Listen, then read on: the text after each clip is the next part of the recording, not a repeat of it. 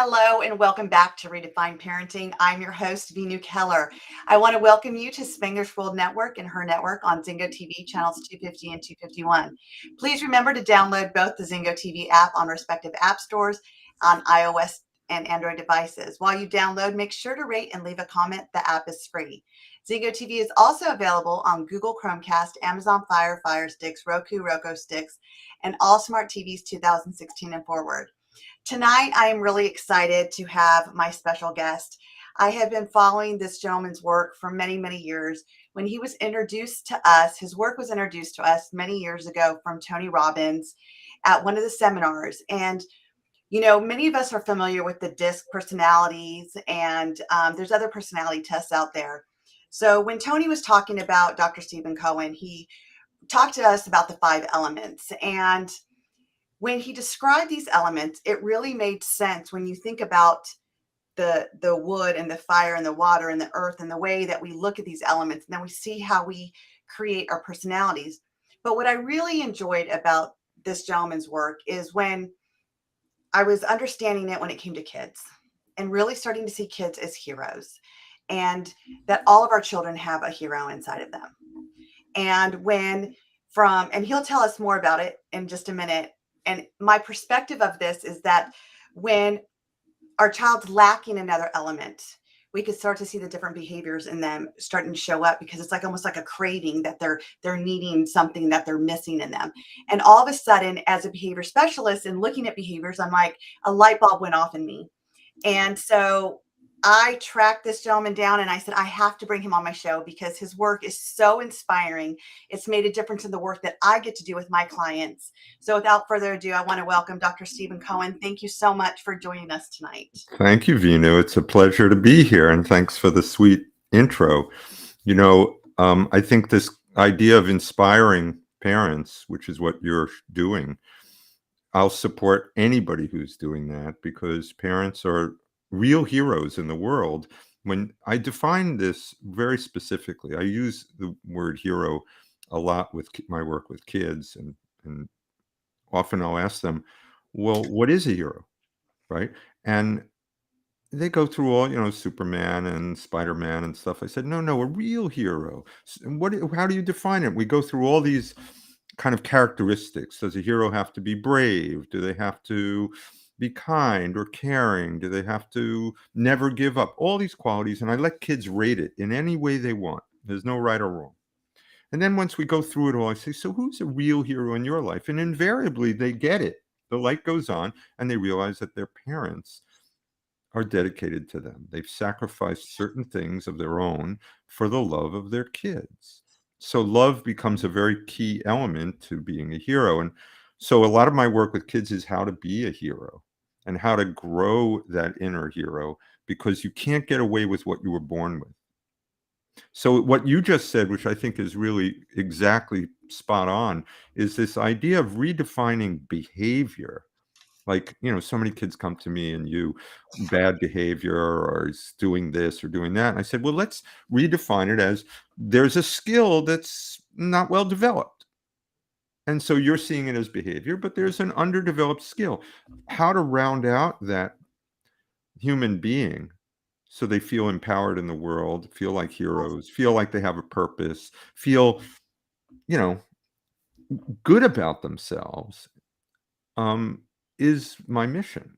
And so I write about it. I teach it all over the world, and it turns people on. And I think the 5-element thing that you're talking about, the reason it resonates with people is because it's 3,000 years old. Most of the personality tests that are out there were developed since the 50s. But this is built into the wiring of ancient culture. Mm-hmm. And there's wisdom there that we often forget, we often overlook, because these are sages of the past that looked at how to grow plants and how to grow humans and how to grow things, how the seasons work. You don't need a double-blind randomized controlled study to say how to grow a tomato plant. And so children are a lot like tomato plants.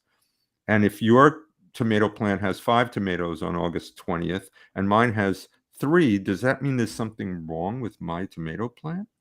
No, it may mean it's blooming later, or it may mean maybe the lighting and microculture of that particular plant, is different than your microculture. Those microcultures are the family, right? Not just the genetics, the family, the education, the food we eat, how much sleep we get, our connection to nature, all these big things. That's the microclimate of a family. And when Right. we're trying to inspire parents to think large, we want to redefine, as you say, what is our goal? What are we raising here? We're not just surviving one day to the next. What's the high goal? And often I will get parents to that point, tease them and tease them and tease them into it until the light goes on, that the high goal is self-awareness. Mm. Who are you? Figuring out who you are, what you have to offer the world is a wonderful gift. Most Yes. of us forget to even teach that in education. I'm a pediatrician. I've gotten to see kids grow up and then bring their kids to me. So, and my specialty is in child development, but over the years of general peds and developmental peds, I see kids who at a very young age, you start seeing this gift emerge, what I call their secret power. And when you point it out and the parents go, oh, that's why he's different than his older brother, right? This happened to me with my own kids when I realized my second kid came from the same genetics, eats the same food, lives in the same house, and is completely different from my firstborn. Well, I have twins, There you go. and both of them have dyslexia. Both of them have ADHD, and both of them are so different. Now, Exactly. they're fraternal twins, boy and girl, but still born the same time, born in the same from the same body, same parents, same birthday, so I mean, there's a lot of things that we talk about, like what time were they born, Yeah, what's yeah. Astrology and all all of that. that is the same for them except for 2 minutes, right? And yet they are night and day. Right. And it's interesting because when you look at my daughter Sage, people will say, "Oh my God, she's a little Veenu." And when they look at my son Samuel, they'll say, "Oh my gosh, he's a little Brian." So my husband is very mild mannered, very go with the flow. He's the one that wants to walk in the grass and connect with nature, be outside, and then me and my daughter are just like, no, we're social butterflies. We want to talk. We don't want to be outside. We want to socialize. We want to have the limelight. We want to, we don't like bugs. We don't want to be outside because of the bugs. And it's interesting because, your book, Fire Child, Water Child, it takes us, it's not even about the medications with ADHD. It's understanding a child's behavior and what are they searching for in their need Right. being ADHD.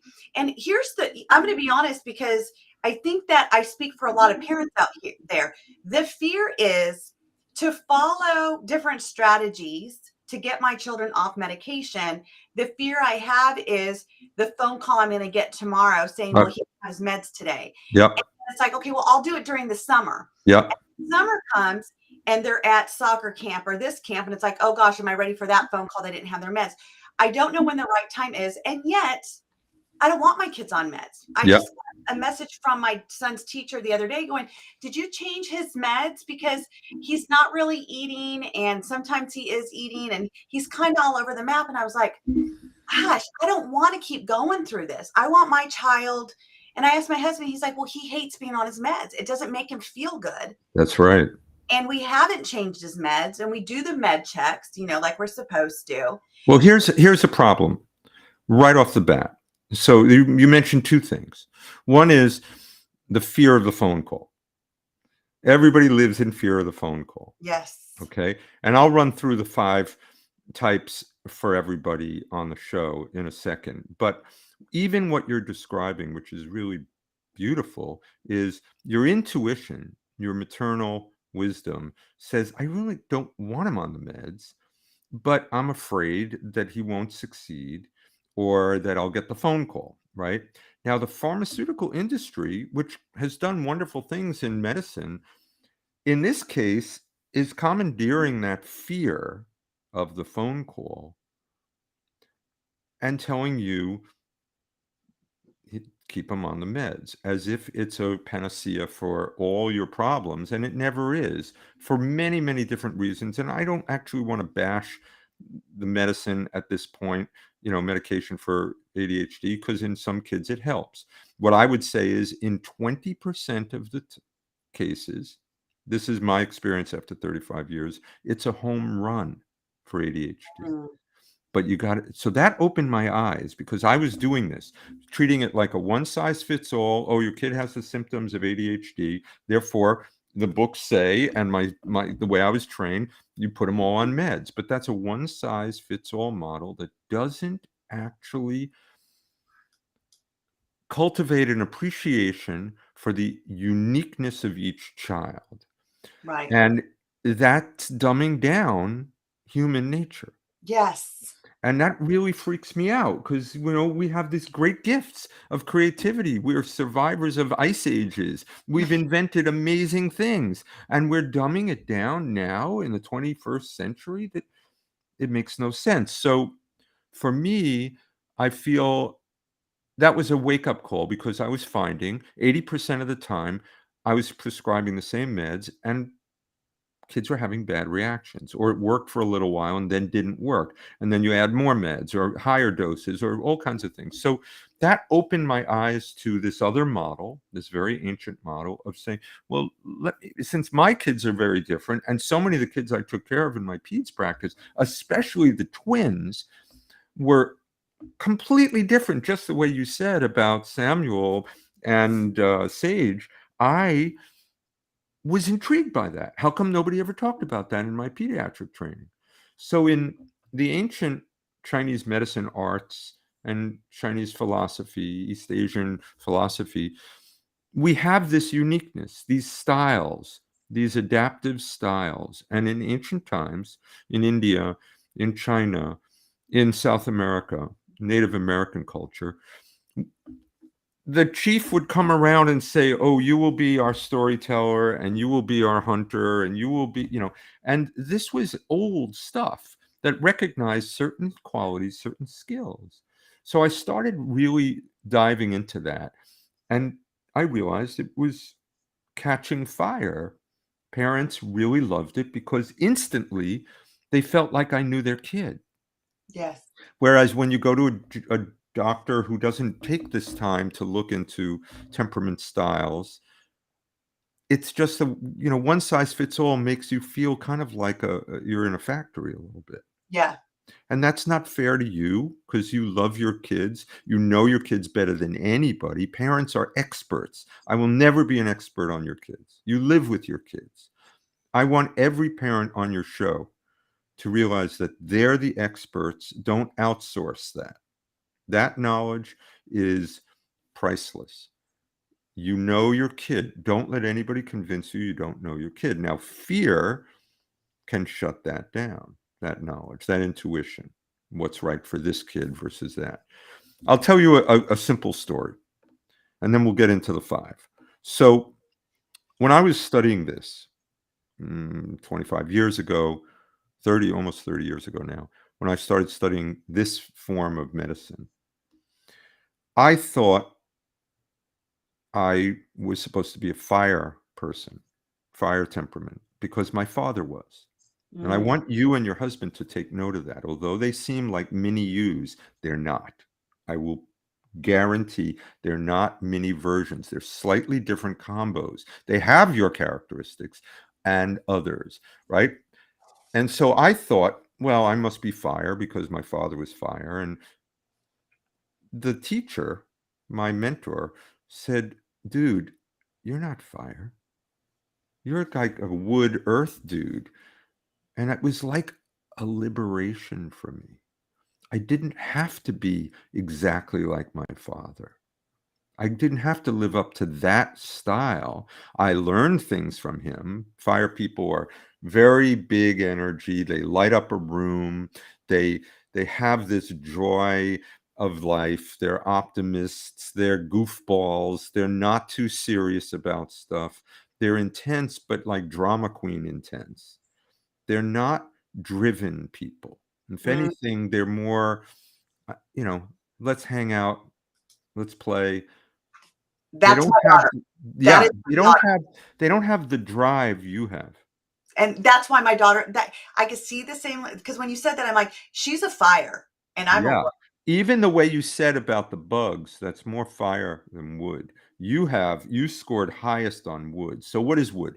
So they're based on the seasons. So wood is springtime. Springtime, you get out, you get moving, you clean out the garage, you make plans for the vacation, you make big plans. These people are visionaries. Wood people are movers and shakers in the world. And you know people like that. Tony's one. There's many, many famous people who are driven type A kind of, they want to change the world. That's me. And they have a visual sense of how it can look. So the visual, when I talk to little kids about the hero power, they're very brave, they're risk takers because their power is visual. They can Mm, see choices ahead, plan A and plan B. When you have a plan B, it's not like taking a risk, right? This is key to understanding what courage really is. Wood power is courage to face the unknown because the confidence is I've got a plan B. So it's not really a risk. Yes, I want to do plan A, but I've got a backup plan so it I can take a chance. That's very woody. Now, when they're heroes, we have heroes and victims in the world, the way we think about ourselves. You're either a hero or a victim. So the heroes see potential in themselves and in others. The victim is the stressed out version of the gift. So a wood person who hasn't found their inner hero is only in victim state of mind, fight or flight state. They're angry very easily, short fused. They, like trigger happy. They are easily frustrated. They hate losing. They'll cheat to win. And at the worst case, when I see some wood people who are really out of balance with the other four elements or phases, they become like bullies pushing because they're insecure. But when they find their hero, like I did with a kid today, a wood kid came in with his basketball, 5 years old. He already heard the rap. He already drank the Kool-Aid. He said, "Hey, Doc, I'm wood, right?" I said, "Yeah, what does that mean? Explain." He said, "Watch this." And he goes across the room, 5 years old, walks across the room, takes a basket, boom, perfect shot into a little basket in my office. His mother said, "Don't throw your basketball in the office." I said, "It's fine. He's just showing off his wood power." Daring, right? Very powerful wood. So you have the wood hero who's willing to take risks. You have the fire that's summertime, where you take it easy, you relax, you don't work so hard like you do in wood phase. Fire, you want to just relax, play, go for a swim, take it easy, let's have fun. These people, when they grow up balanced, there are eternal optimists. They know how to look on the bright side. They know how to cheer people up. And ultimately, unlike the trailblazer or the pioneer that's wood, they're like our greatest cheerleaders. They mm, inspire people in a very different way as leaders than wood. Two different extroverts, wood and earth, wood and fire. Fire people, when they're insecure, we're in this kind of poor me state, the victim state, stressed out, fight or flight. It shows up as big drama, big meltdowns in kids out of the yeah. blue, and just drama queen stuff over the littlest thing, right? My daughter, 100%. But, but this is characteristic only of fire. When the drama's over, it's like it never happened. Yes, like this. Like that. And that's part of their optimism It drives built me crazy in. though. I'm like, I did know. she just not know what she just Yeah, put us through? exactly. Now, that's a gift and a curse for fire people. It's a gift because they're looking on the bright side. It's over. I don't want to think about that. Right. I But don't want to talk about it. It's done. but the curse is the burden of that is they don't learn from it. If Right. they can't recall it, they walk right into the drama the next day. And so the key is building that self-reflection over, dude, you realize how intense you were just 5 minutes ago? That wasn't intense. What are you talking about? Right? Yeah. Show the video, right? So there's ways of empowering that self-reflection in a fire kid without crushing their spirit or shaming them or anything like that, building them up to realize, what can you do next time when you're feeling frustrated or when things aren't going your way now or anything like that. So that's part of the growing of a fire hero. Then comes earth, which is kind of the harvest season. We have spring, summer, the end of summer, harvest, when everything's ripening into fruit. We gather everybody together, we share it, have a barbecue before the end of the summer. This is earth power. And these people are unlike the extroverts, wood and fire. They want to fit in. They're the ultimate team player. They want to be part of the team, but they don't want to be the captain of the team. This is my other twin. This is her Yeah. brother, These Samuel. are beautiful people. I call them the peacemakers Yes. because they don't like conflict. They want to get everybody to get along. They're the kid on the baseball little league team that, is sitting on the bench, doesn't feel bad because he gets to wear the uniform. And when everybody comes off the field, he's giving everybody water. And he feels good about himself because he's part of this cohesiveness of the team, right? Earth is like the soil. It holds everything together. When they're heroes, they're the sort of the most sweet, loving people that have this natural way of gathering people together, knowing what people need, high empathy quotient, right? Knowing what people need, very caring people.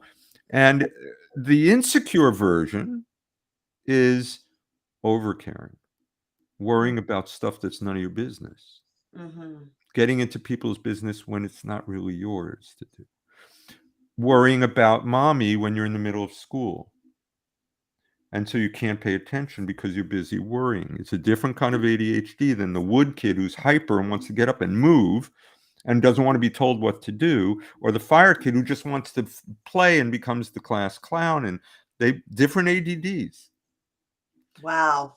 Okay. And then comes autumn, the dying season.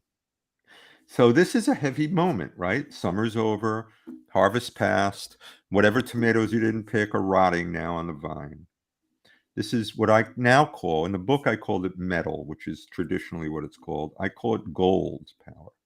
And I'll tell you why. All the metal people I've ever met hated the word metal.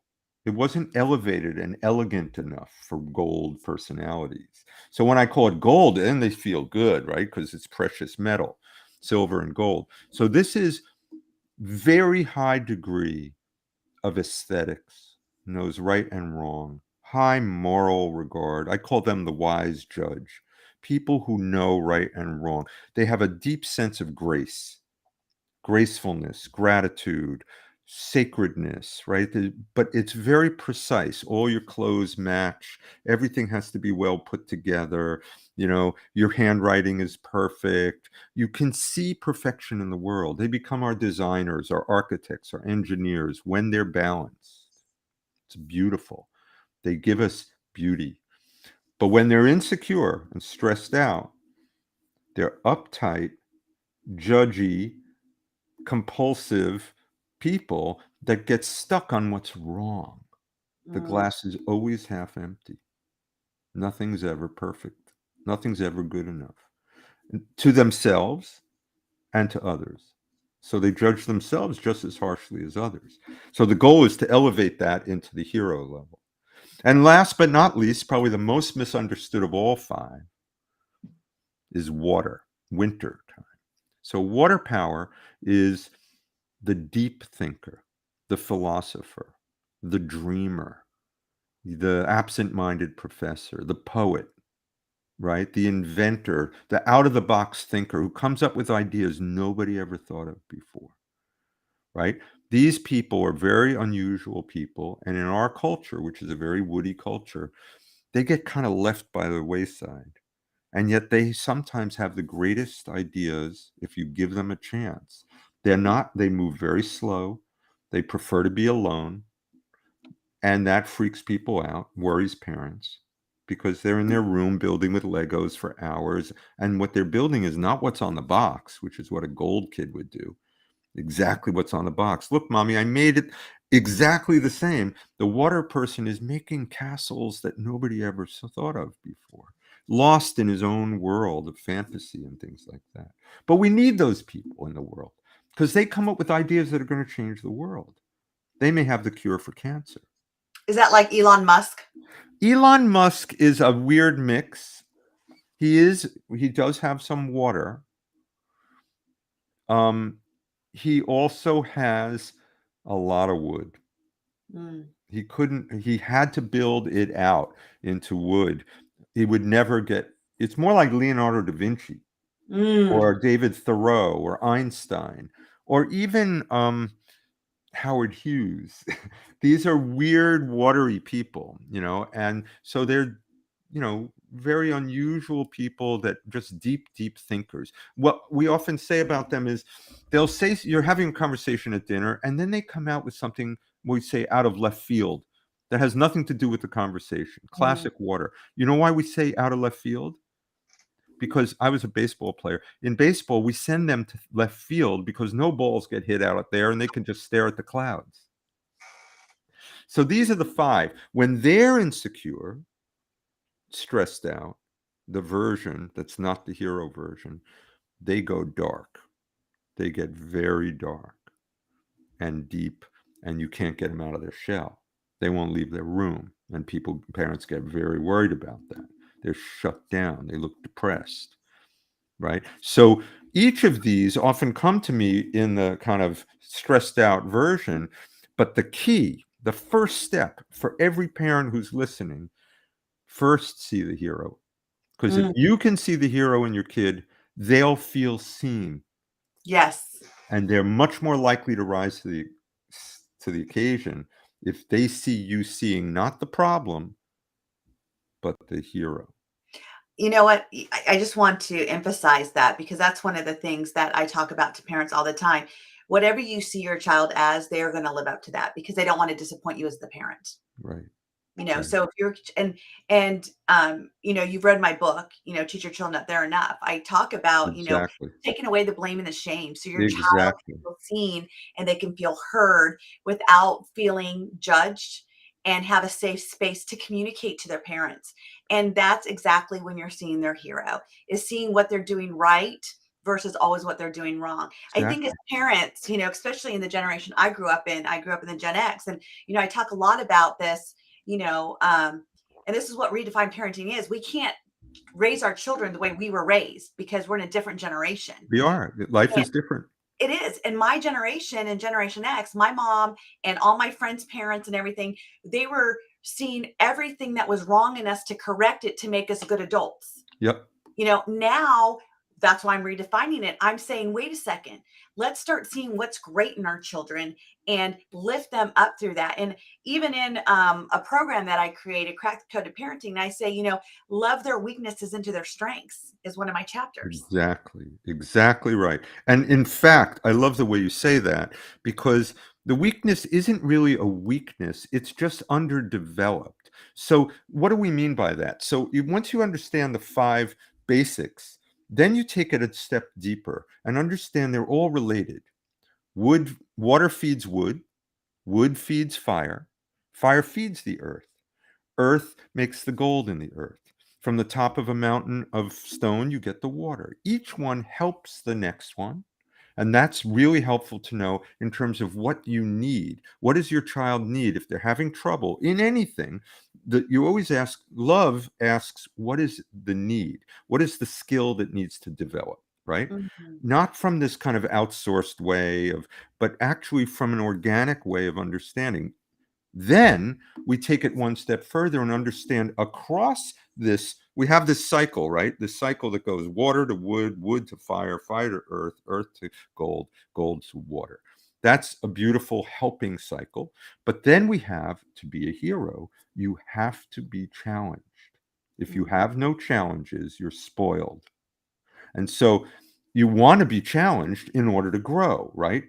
So The challenge goes across these. And what I mean by that, if I could draw a picture, it would go across. So, for example, what does water do to fire?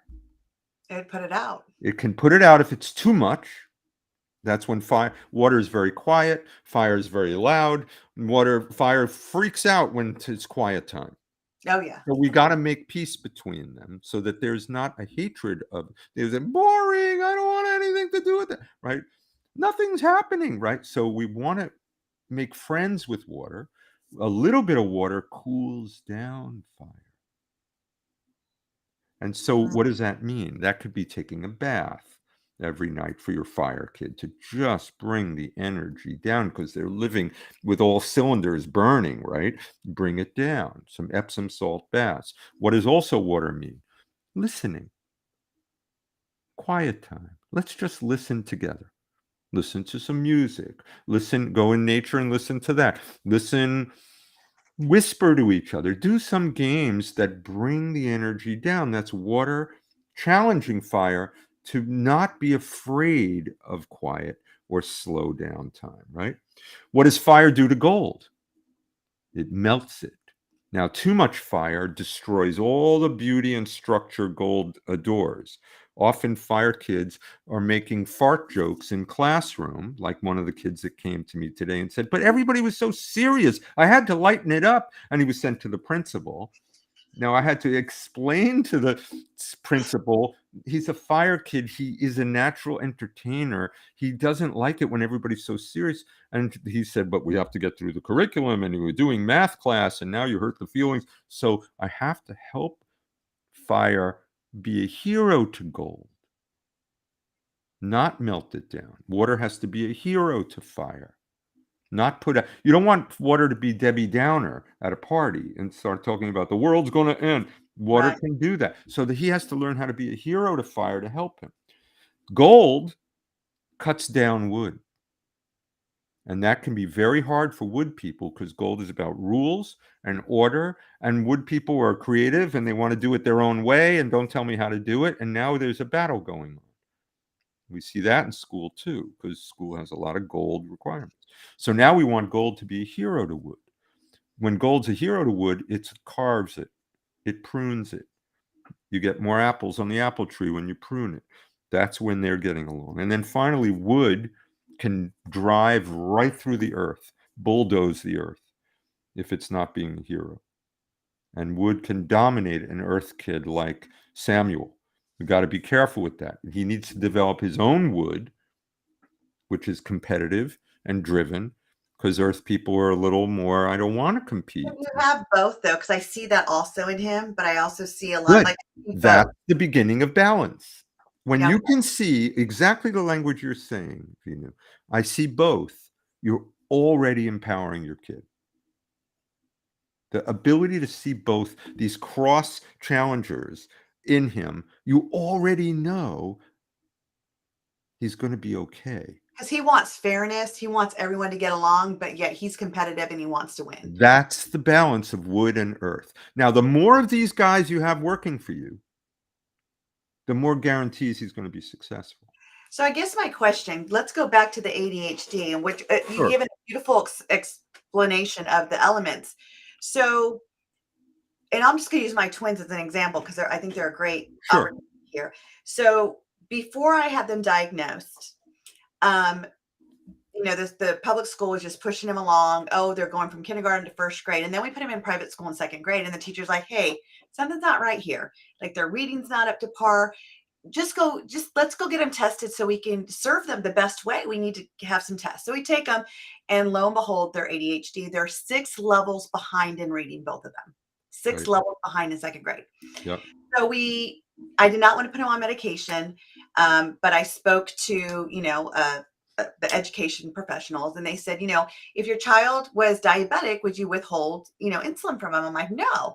And so retraining my brain, because I'm a behavior specialist, I'm like, but we can do behavior modification and we can help these kids. And, I haven't really seen behaviors per se, but I also worked with my kids so they weren't behind. And I guess in education, I got to set them up to win. So my husband and I made the choice to put them on medication. We got them help and tutoring. And within 6 weeks, they both jumped 6 reading levels. Right. They were back on par. We did end up holding one of the twins back because the other one, again, wants to be with his friend. So he pushed himself and did the third grade work. Right. So they Okay. So that's right there, the motivator. Yes. And that's what I said. I said, so he needs to be with those friends because that's what he's motivating him. But here's the catch is that the day that they forget their meds or whatever, the teacher calls and says, do they take their meds? They're all over the place and whatnot. So in my mind, as a parent, I say, okay, I don't want them on meds. I want them to be able, because what are these meds doing to their growth? They're That's only right. only 11 years old. They still have to go through hormones and their bodies are changing. What are these meds doing to that? That's one sense. The other sense is if I don't give them their meds, am I taking away their opportunity to win? Are they going to get behind again? Are they not going to be able to slow the brain down to comprehend what they need to, especially also because I have dyslexia on top of it? Okay. So the first thing to realize is that ADHD is a symptom, not a disease. So do not ever compare it to diabetes. Diabetes is a very clear-cut disease. Compare it, if you're going to fever. Okay. So it's very similar to fever. Fever is a symptom. I'm not denying fever exists, just like I'm not denying people have trouble paying attention. We call it the symptom of ADHD, but it's not a disease. For your listeners, demystify that.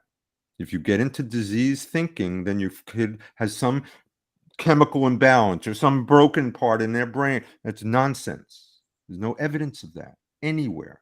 It's a symptom. Good medicine asks, what's it a symptom of?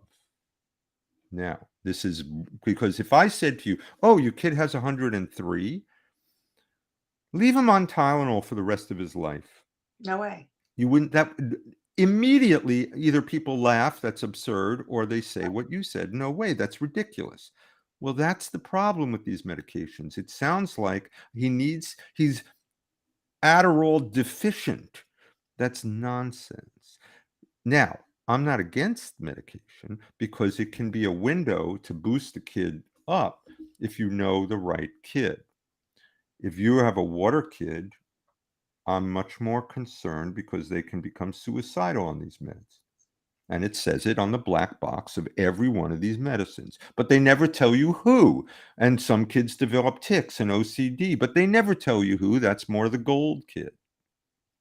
The earth kids, it can motivate because it's wood driving. It's a wood medicine, these stimulant meds. And so it can help motivate earth kids sometimes. Up the dose and they get anxious. Fire kids, a little bit can turn them on, but if you raise it a little higher, they lose the sparkle. Yep.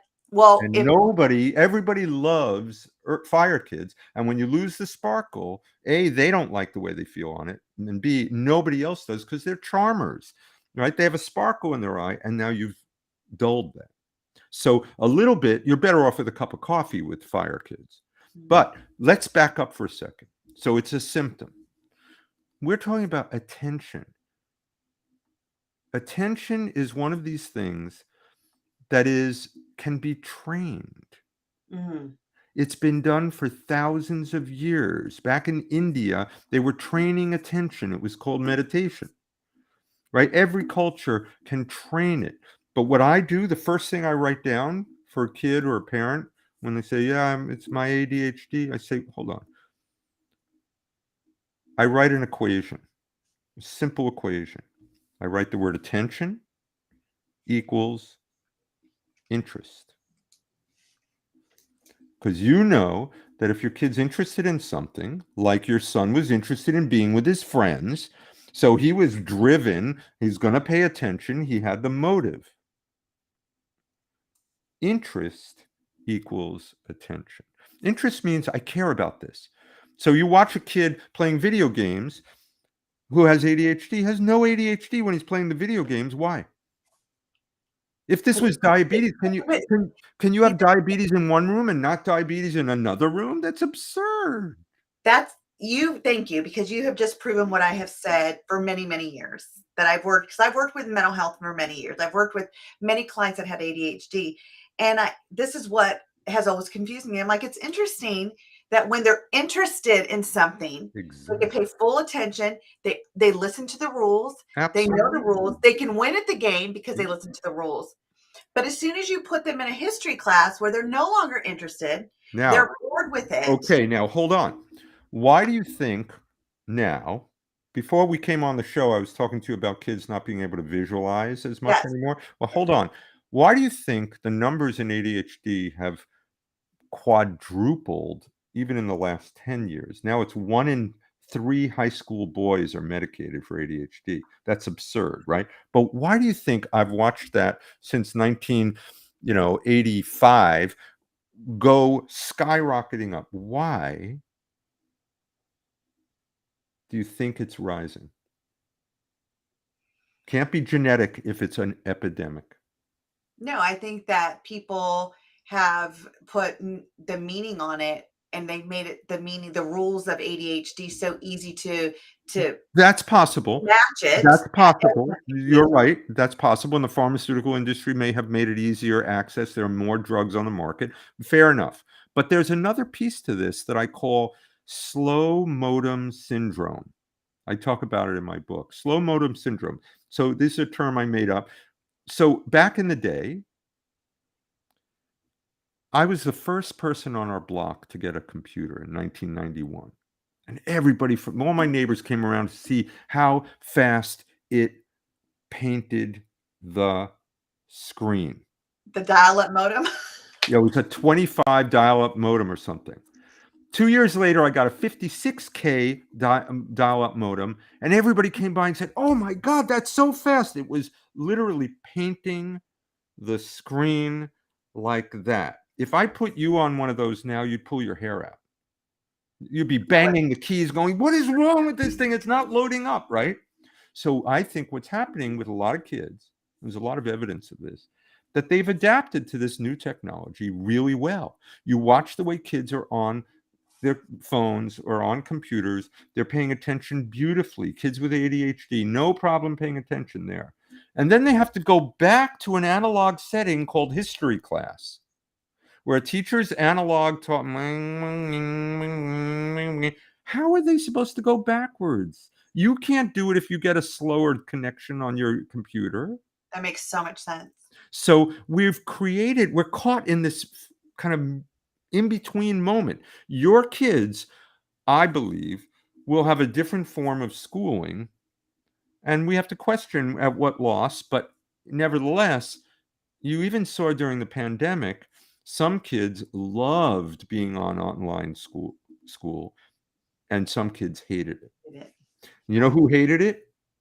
The The fire. fire kids and the earth kids. Yep. Because the fire kids especially, because they are lovers of people and they want to hang out with their friends and they want to be with people. Earth too, they like to be with their friends, especially as they become teenagers. So they were a crisis. But the gold and water people were happy as clams because they could just be in their space. They could have control. They could do what they need to do. It was feeding them the information in a way they could handle, instead of sitting in a class where kids are making noise and bothering them or whatever.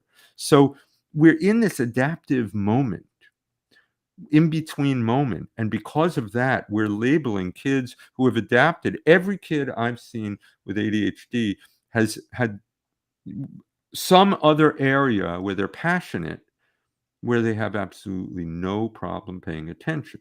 So how do we switch that then? So how do we switch our kids to be attentive in the analog classes? Like, how would I Okay. help my child to get off meds to really pay attention in class? Okay. So one way, so you have to know who the kid is to answer that question. I won't answer that question as a global answer, generic Okay. answer, because if you have a wood kid, like, I don't know, your daughter, it has more wood in her, right? No, you said more fire in He her. has fire. He has Okay. more wood. He has Yeah. wood in him. So Wood was motivated, so he'll get off his meds.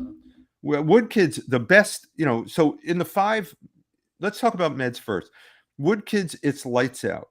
It works so well with wood kids, the stimulant meds. I have no problem giving a wood kid stimulant meds because it's like that. You don't even have to zoom up on the dose because they just love speed. Fire kids kind of blunts their sparkle, but you get a little bang for your buck. Earth kids, you may motivate, but it's a little too intense. If you raise the dose, they get anxious. Gold kids get OCD-ish on the meds often, and water kids get very dark, very fast. So you have to be careful who the kid is. The real answer to how to motivate in an analog setting your kid's attention, guess what? This is like amazing. The answer is empathy. So what do I mean by that?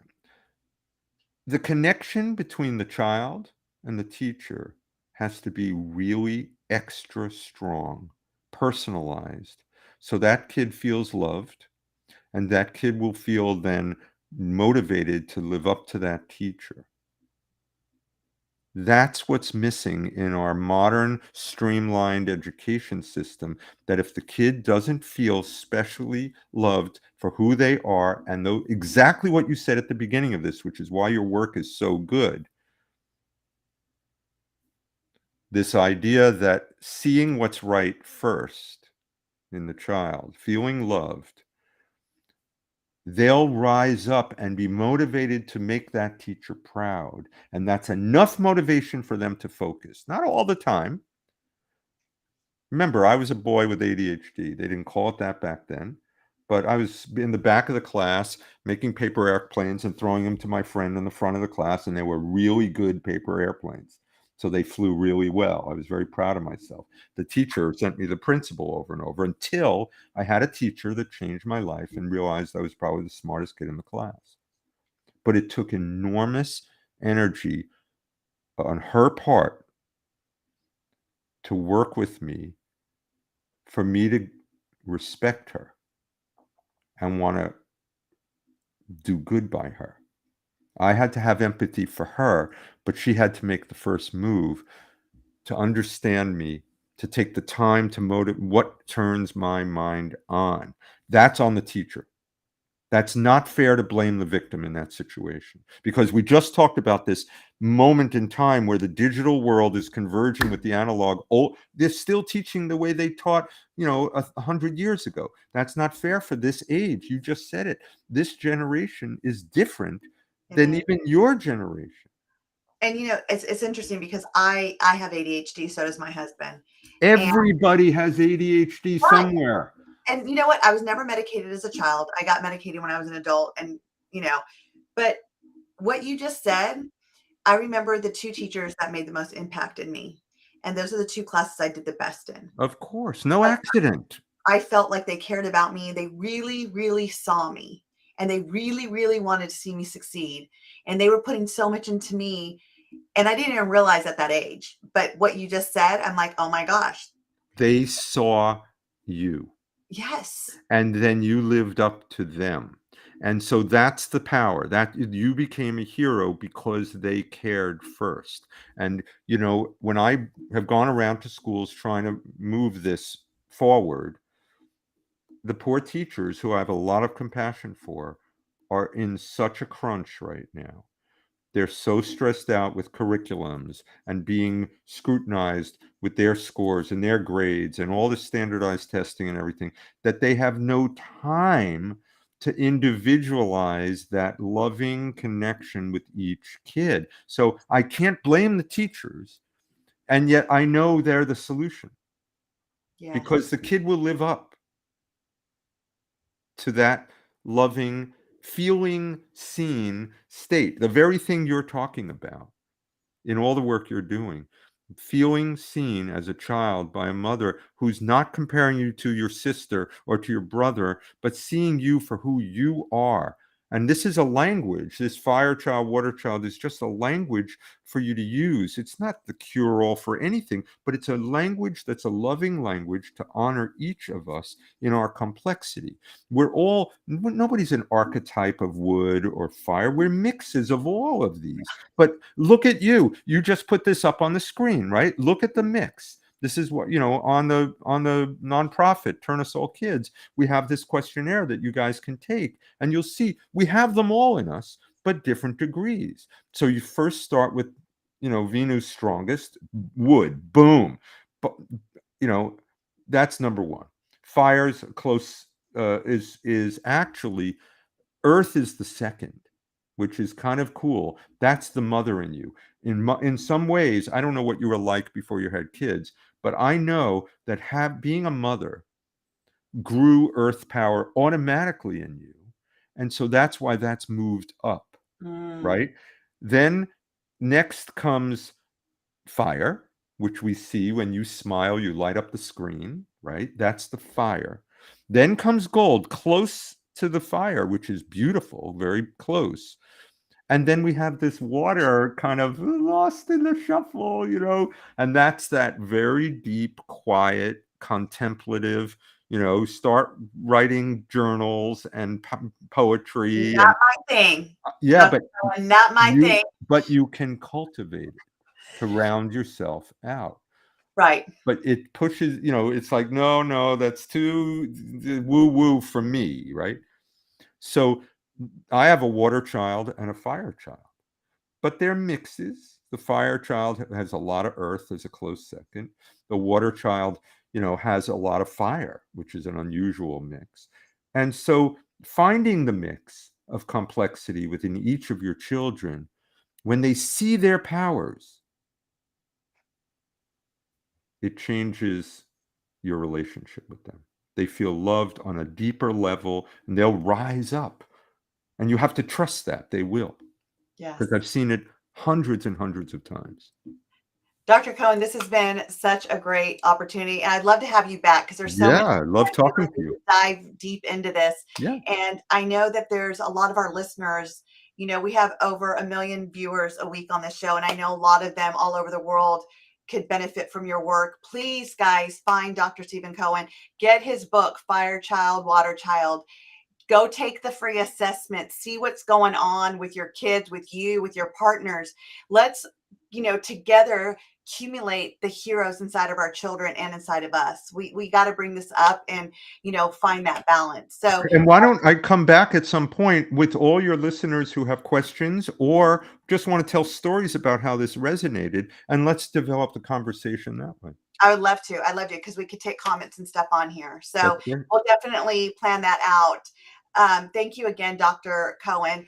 If Call me you're Steve. If you're finding value in our conversation here on our show, please join my Redefine Parenting group on Facebook for even more tips and conversation. Do someone you know a favor and share my group with them as well, so you too can hear what they need in order for them to feel supported with their parenting journey. The show can also be heard on Spanglish Radio Network. Please check out www.spanglishworld.ca for all your news and programming. Spanglish World, watch it, hear it, read it, download it, and live it.